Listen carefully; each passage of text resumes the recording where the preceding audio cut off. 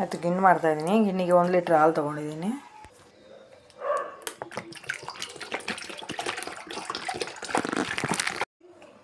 Sugar ತೊಗೊತಾ ಇದ್ದೀನಿ, 1/4 cup. ಏಲಕ್ಕಿ ತೊಗೊತಾ ಇದ್ದೀನಿ,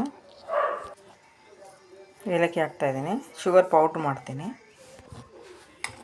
ಶುಗರ್ ಆ್ಯಡ್ ಮಾಡ್ತೀನಿ, ಶುಗರ್ ಪೌಡರ್ ಚೆನ್ನಾಗಿ ಮಿಕ್ಸ್ ಮಾಡೋಣ. ಕೇಕ್ ಮೊಳ್ಳಿಗೆ ಹಾಕ್ತಾಯಿದ್ದೀನಿ.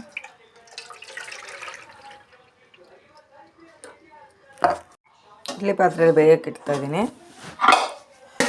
ಕ್ಲೋಸ್ ಮಾಡ, ಅರ್ಧ ಗಂಟೆ ಬೇಯಲಿ.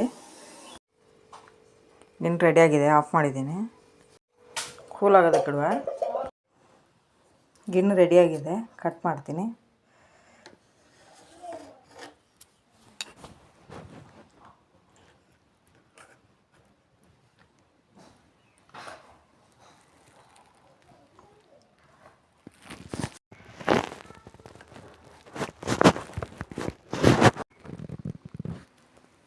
ನನಗೆ ನಿಮಗೆ ಇಷ್ಟ ಆದರೆ ಲೈಕ್ ಮಾಡಿ, ಶೇರ್ ಮಾಡಿ, ಸಬ್ಸ್ಕ್ರೈಬ್ ಮಾಡಿ. Thank you.